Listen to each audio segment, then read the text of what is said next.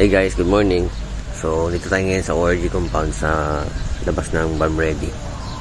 May order tayo na crabs papunta ng Davao. Yung time check is 6:30 in the morning. Dito tayo ngayon sa ORG. So, nag-walking tayo kay na-board ako kay meron tayong order ng crabs ngayon. Tapos yung tao na nautusan nagpunta pa ng sanitarium. So, nakakuan tayo. Isipin lang natin na okay lang yun kay maka-exercise tayo ngayong araw, maka-walking tayo. So, waiting pa ako ngayon sa kanya. Kasi ipadala sa Davao yung alimango natin. So, nag-exercise muna ako ngayon para chill ang utak natin ba? Para kalmado. Yeah, boy. Kaya kumita ng pera, no? Ang gaulan na dito. So, pataka tayo, prepare na tayo ng crabs. Punta tayo kay Papa. So, score tayo ng mga makapuno. Inshallah, sana maganda yung supply para maganda yung mapadala natin sa Davao. Kasi nakadepende pa rin talaga sa supply, yung quality ng alimango. Hindi yun sa akin nakadepende, kundi sa supply. Let's go! Shoutout din sa dagangan ng layagan. Dito lang tayo sa tindahan. Ano tol? Tingnan itong alimango na sobra katabaw. Oh. Yellow masyado. Pero ang problema dito, kay sumangkapil lang buhay na. Wala na, oh. Yan yung malaman mo, hindi na mag-retract ang mata niya ba. So ito, kainin na lang natin ito. Yeah boy. Ubus ang alimango na dito dahil kay Madam. Grabe ang order ni Madam. It's rainy day. It's rainy day here in Texing. Basa na yung kabayo natin. Mga tol, sa lahat talaga ng alimango, ito ang pinakapaborito ko, yung bayot. Tapos kuan pa siya dagat. Ito ang pinakamasarap na variety ng alimango para sa akin. Mas masarap pa to sa makapuno, yung maraming yelo.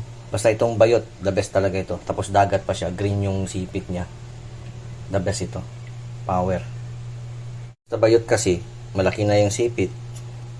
Tapos nag-aaligi pa. So, yan yung specialty niya. Tinan nyo. Yan yung tama ng ice pick. So, ibig sabihin, mataba talaga ito na bayot. Sa lahat ng bayot, ito yung pinakamasarap na bayot. Kung makapuno lang din na ganito na nag-aapaw-apaw ng yelo, grabe. Kasolid na. D1 ba, oh? Oh. Grabe na alimango ito. Kapower. Di basag ko, grabe. Kakapal-kapal. Grabe. Kasarap ito masyado. Pag nagluto gani ako ng ganito sa customer, hindi ako nagakuha ng tax, pero naghahingi ako ng ganito extra alimango sa seller. So ito, actually patay na ito. Parang bago lang siya namatay ba, sabi ng suki ko ayaw niya na ito ibenta, hindi na isali, pero hiningi ko sa kanya. Sabi ko sayang kasi pero ewan ko lang, sana maganda pa ang quality nito kay patay naman. Hindi natin alam kung kagabi pa ba ito patay o kaninang umaga lang.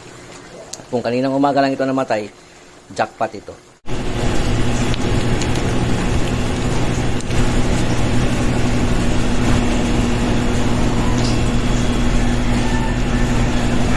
Mapunta na ako ng terminal.